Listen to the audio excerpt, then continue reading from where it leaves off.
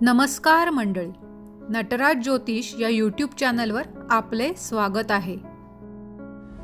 कुंडलीतील ग्रह त्यांच्या स्थितीनुसार ते चांगले किंवा वाईट परिणाम देतात। जीवनात काही समस्या असतील आणि त्यांचे ज्योतिषशास्त्रीय उपाय हवे असतील तर कोणता ग्रह तुम्हास समस्या निर्माण करत आहे हे जाणून घेणे खूप गरजेचे आहे।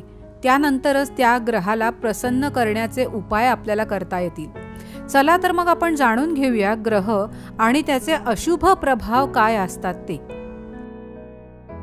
सूर्याचा अशुभ प्रभाव। सूर्याचा अशुभ प्रभाव मनुष्याला अहंकारी बनवतो। अशा व्यक्ती स्वतःचे नुकसान करण्यास मागे पुढे पाहत नाहीत। याशिवाय वडिलांच्या घरापासून विभक्त होणे, कायदेशीर वाद आणि मालमत्तेच्या वादात अडकणे, पत्नीपासून दूर राहणे, मोठ्यांशी वाद होणे, दातांचे विकार, केस गळणे, डोळ्यांचे विकार आणि हृदय विकार होणे अशा गोष्टी घडतात। सरकारकडून नोटिसा मिळणे आणि सरकारी नोकऱ्यांमध्ये अडचणी येणे इत्यादी गोष्टीचा समावेश होतो जर तुमच्या कुंडलीमध्ये सूर्याचा अशुभ प्रभाव असेल तर। कुंडलीत सूर्य मजबूत होण्यास उपाय। कुंडलीमध्ये सूर्याची स्थिती मजबूत करण्यासाठी रविवारी व्रत करावे, उपास करावेत।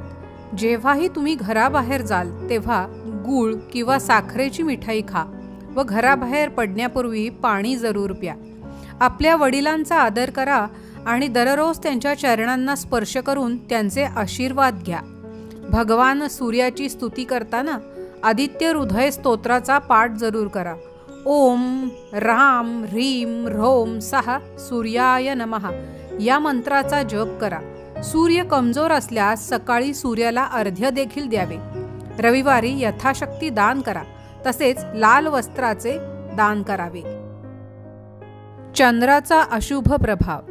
कुटुंबात सुखशांती नांदत नाही, मानसिक रोग जडतात, विनाकारण भीती व चिंता वाटत राहते, आईपासून दूर राहावयास जावे लागते, सर्दी खोकला, छातीशी संबंधित आजार आणि नोकरी व्यवसाय आणि पैशांमध्ये अस्थिरता येते। हे सर्व कुंडलीत चंद्र अशुभ असेल तर आपणास दिसून येते। कुंडलीतील चंद्रदोष दूर करण्यासाठी तांदूळ, दूध, दही, साखर, मिठाई, चांदी, मोती, पांढरे वस्त्र, पांढरी फुले, पांढरे चंदन इत्यादींचे सोमवारी गरजू लोकांना दान करावे। या सर्व वस्तूंचे संध्याकाळी संपूर्ण श्रद्धेने दान करावे। याशिवाय सोमवारी उपास केल्याने चंद्रदेवाची कृपा प्राप्त होते।